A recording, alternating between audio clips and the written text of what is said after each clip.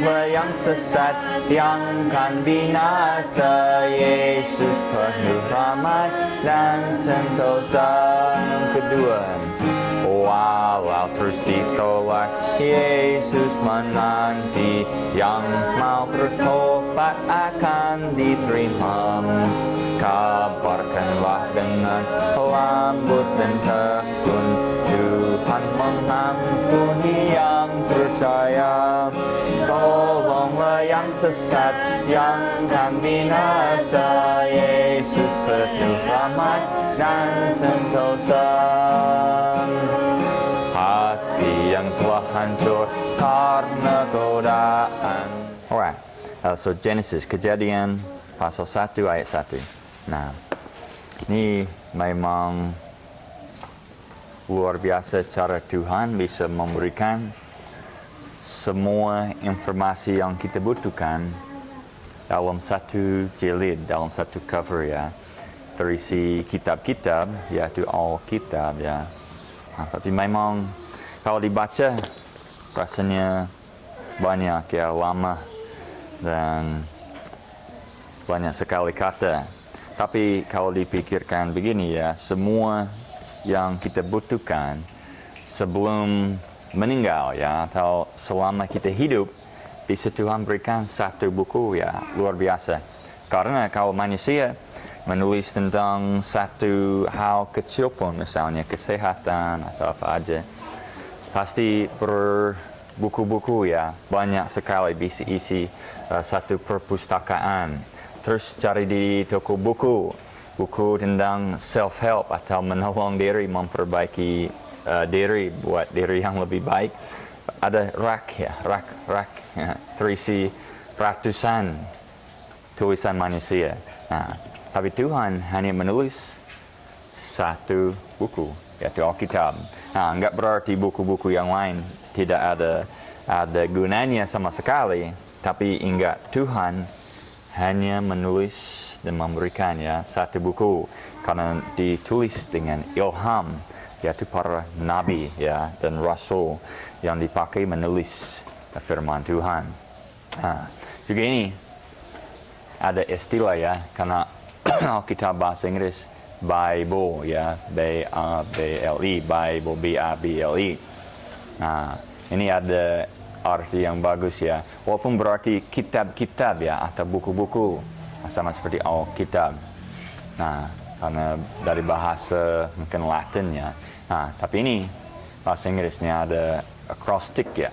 Nah, basic instructions before leaving earth ya, atau basic ya, basic yang sederhana, yang dasar ya, instruksi sebelum meninggal dunia ya, atau bumi ya. Nah, jadi itu yang kita butuhkan. Nah, juga ini kitab Kejadian. Nah, memang sering saya pikir luar biasa cara Tuhan menyusun firman-Nya dari kitab Kejadian, mulai dengan penciptaan. Kemudian berakhir dengan wahyu dan bumi baru ya. Nah, jadi lengkap.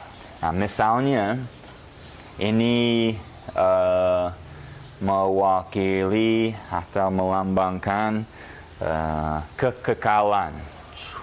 Nah, ada saat di mana Tuhan memulai waktu ya, nanti akan diakhiri. Nah, sebelum dan setelah masih ada kekekalan. Agak susah kita paham ya, waktu tanpa waktu.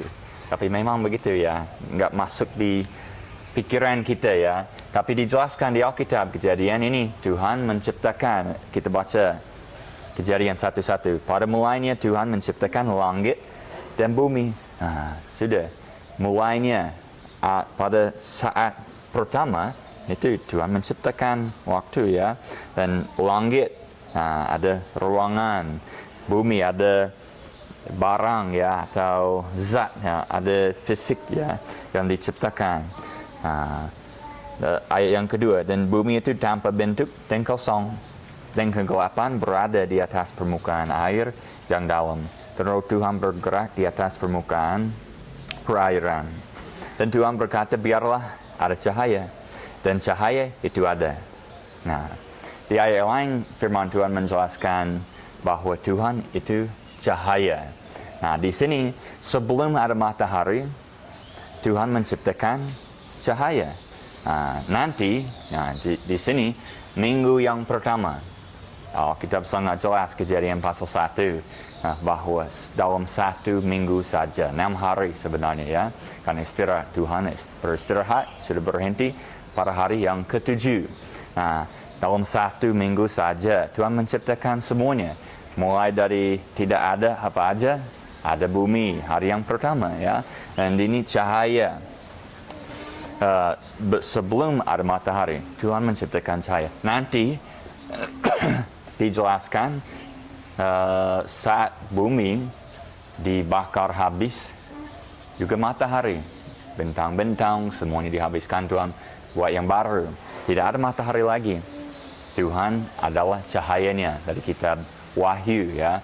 Jadi sebelum dia menciptakan matahari sudah ada cahaya. Nanti habis setelah matahari, Tuhanlah cahayanya.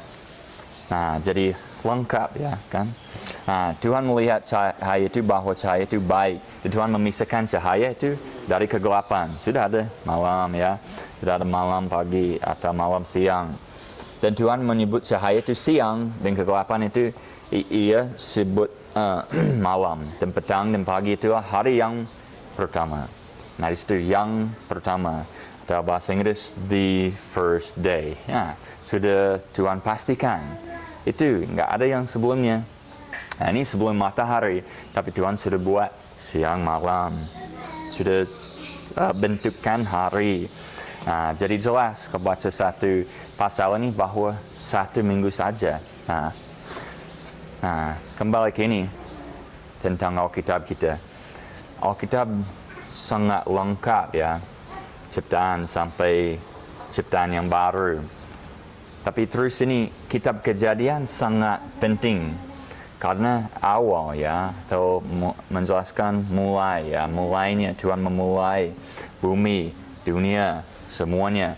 Kejadian pasal 1 sampai 11 sangat foundational atau meletakkan fondasi pengertian seluruh Alkitab. Sebenarnya menempatkan atau meletakkan pandangan dunia kita atau world view kita. Nah, karena kitab Kejadian ini pasal 1 sama 2 menjelaskan ciptaan ya. Tuhan menciptakan semuanya dan bahwa semua itu baik ya.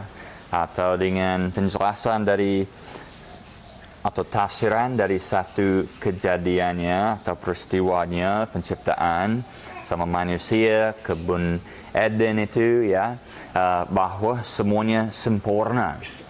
Tidak ada sakit, penyakit yang dan belum ada kematian.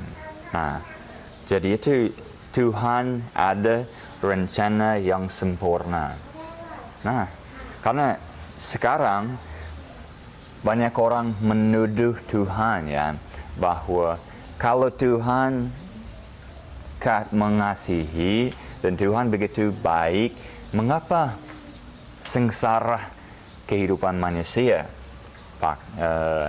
Sakit, penyakit, berbahaya, ya misalnya pandangan yang sangat indah yang kita pandangi ya, yang memandangi. Nah, tapi di dalamnya banyak berbahaya, nyamuk, ular, sakit, bakteri, ya banyak yang berbahaya, bisa jatuh, bisa tenggelam di laut, bisa banyak ya. Dan kalau mau hidup ya kerja ya supaya makan, supaya tidak sakit ya, banyak ya. Nah, banyak orang menuduh Tuhan, kenapa bisa begitu ya. Nah, tapi jawaban pandangan dunia atau worldview kita diletakkan dari Kejadian bahwa Tuhan ada rencana yang sempurna menciptakan semuanya dalam 1 minggu. Menempatkan Adam dan Hawa di kebun Eden. Nah, Tuhan bersekutu dengan indah, dengan manis bersama manusia yang diciptakan. Pada sore hari ya, pada petang, saat petang Tuhan berjalan, suaranya berjalan bersama manusia, persekutuan yang indah. Nah, Tapi Tuhan yang Maha Tahu, Dia juga menciptakan manusia dengan free will, yaitu kebebasan memilih. Bukan kebebasan tanpa akibat, ada akibatnya ya kalau salah milih ya. Tetapi itu Tuhan sengaja mau disembah oleh manusia yang free will agent ya, atau manusia yang bisa memilih. Semua tidak ada keinginan menyimpang mereka saat itu, karena murni belum ada sifat berdosa dalam manusia. Hanya polos, bukan polos seperti seperti bodoh, bukan. Polos tentang dosa, tidak harus mengerti ya dan tidak, tapi tidak harus mengerti suci dan jahat, hanya suci aja, murni mereka ya, Adam dan Hawa. Tidak harus berpakaian saat itu, berjalan bersama Tuhan pada sore, persekutuan yang indah. Tapi ada satu larangan, kita sudah tahu ceritanya ya, ada pohon pengetahuan kebaikan dan kejahatan. Jadi pasti Tuhan yang sempurna, Dia harus memberikan satu kemungkinan mereka melanggar. Karena Dia sengaja mau disembah atau dipuji, ditemani ya oleh manusia yang tidak terpaksa. Tidak dipaksa. Tuhan bisa menciptakan yang terpaksa melayani Dia, tapi enggak, Dia menciptakan bahkan malaikat pun juga bisa memberontak ya kan, tapi enggak bisa ditebus. Manusia itu saat itu ada kemungkinan memberontak melawan Tuhan. Iblis yang sudah setelah ciptaan ya, karena dia diciptakan juga. Setelahnya iblis menjadi musuh Tuhan. Karena ingin menjadi Tuhan tapi tidak bisa. Jadi dia mau menjatuhkan manusia supaya manusia mengikuti iblis, bukanlah Tuhan. Mendatangi Adam dan Hawa dengan godaan ya, menggodai duluan si perempuan Hawa digodai ya, supaya ragu ya, supaya itu di Kejadian pasal 3. Setelah ciptaan, Tuhan yang sempurna menciptakan lingkungan yang sempurna, tidak ada sakit penyakit, menciptakan mereka, menempatkan di kebun Eden. Tapi satu kemungkinan mereka menyimpang. Iblis datang menggodai supaya mereka ragu akan kebaikan Tuhan, juga rencana Tuhan, bahwa Tuhan sudah menempatkan atau menanam, menumbuhkan pohon-pohon buah di kebun ya, dan boleh mereka makan semuanya selain atau kecuali satu. Iblis datang bilangnya tidak pasti akan mati. Tuhan sudah perintahkan kalau makan pada hari itu pasti akan mati. Tapi dia mau mereka ragu akan apa yang dikatakan Tuhan. Itu yang terjadi. Mulai mereka bingung, ragu akan, atau si perempuan duluan ya, ragu akan apa yang dikatakan Tuhan. Dan dengan godaan iblis jatuh ya, memakan buah yang dilarang. Adam juga ikut makan dengan sengaja ya kan. Dan dosanya walaupun kita lihat makan buah ya, apa yang harus salah dari situ ya, tapi dilarang Tuhan ya, sudah melanggar. Dengan itu Roma pasal 5 yang ke-12 menjelaskan melalui manusia, satu manusia yaitu Adam, dosa masuk ke dalam dunia dan kematian melalui dosa, sehingga dosa menimpa ya, atau kematian menimpa seluruh umat manusia. Dengan itu Tuhan datang pada sore lagi ya, persekutuan yang manis sudah dihancurkan. Yaitu Tuhan datang, mereka langsung takut menyembunyikan diri di pohonan ya. Di belakang pohon-pohon sudah membuat baju sendiri ya, baju sendiri yang sebenarnya nggak cukup itu yang buatan mereka itu ya. Tapi mau menyembunyikan diri, takut akan Tuhan. Itu berbeda. Dulu manis persekutuan dengan Tuhan. Ini langsung takut akan Tuhan. Walaupun takut akan Tuhan baik ya. Tapi ini sudah berbeda dari yang sebelumnya. Saat itu sudah langsung mereka terpisah dari Tuhan. Datang ada masalah di antara mereka. dan Tuhannya dan Tuhannya ya. Nah, ada masalah yang langsung muncul, kematian sebenarnya di Alkitab perpisahan ya, terpisah dari Tuhan. Nah, untuk selanjutnya tidak bisa seperti dulu berjalan bersama Tuhan, bersekutu dengan begitu manis, tapi harus dengan iman pada Tuhan. Langsung Tuhan harus membatalkan rencananya yang begitu sempurna. Perlindungan bumi, cuaca yang sangat enak, ya buah dan sayur yang langsung bisa tumbuh sendiri. Ya, manusia diberikan tugas perawatannya, tapi nggak seperti dengan sengsara susah yang seperti sekarang dengan duri dan penyakit dan pada akhirnya kematian secara jasmani. Nah, itu alasan kita mengerti Tuhan yang baik, ada rencana yang sempurna, sengaja memberikan manusia hak milih atau kebebasan memilih.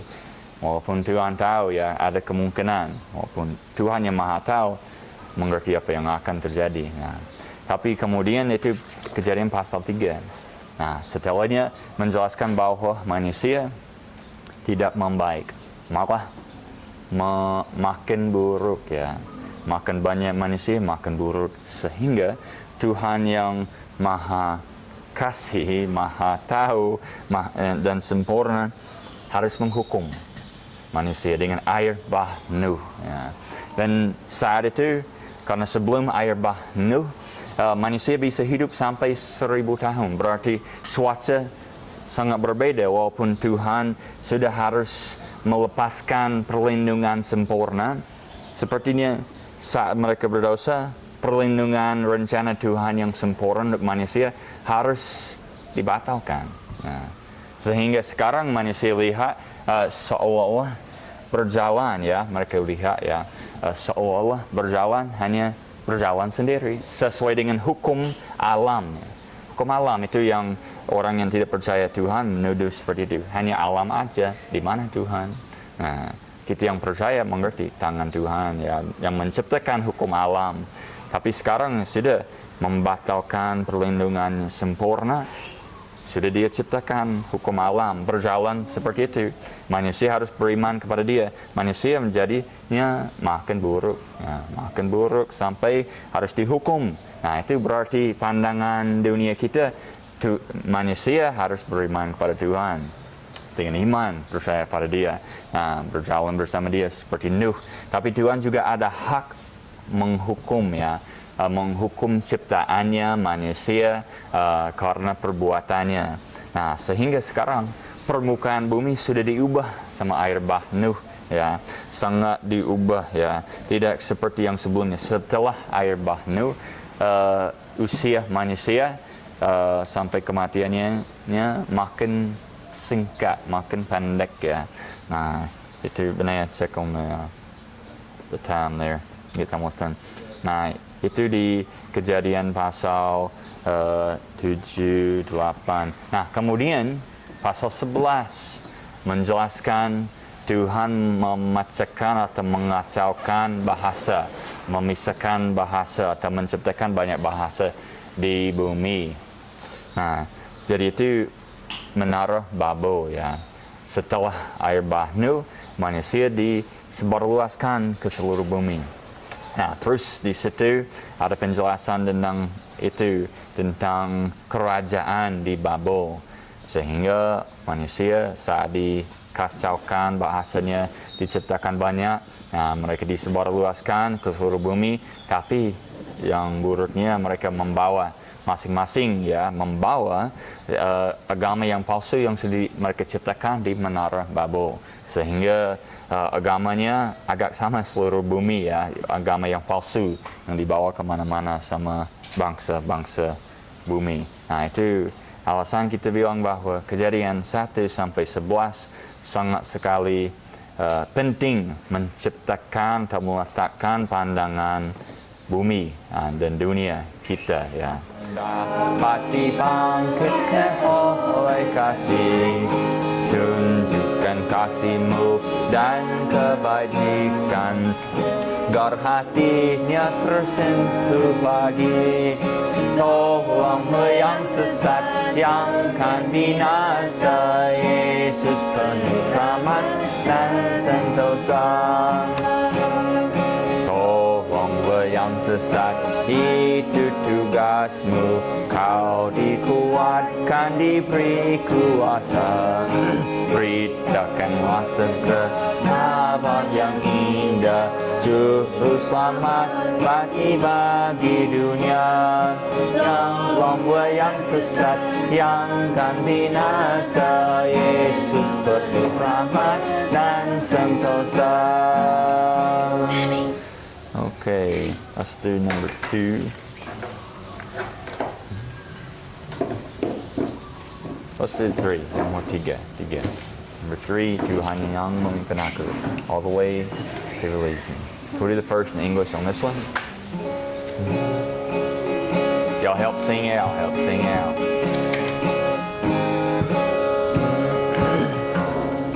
All the way my Savior leads me. What have I to ask beside?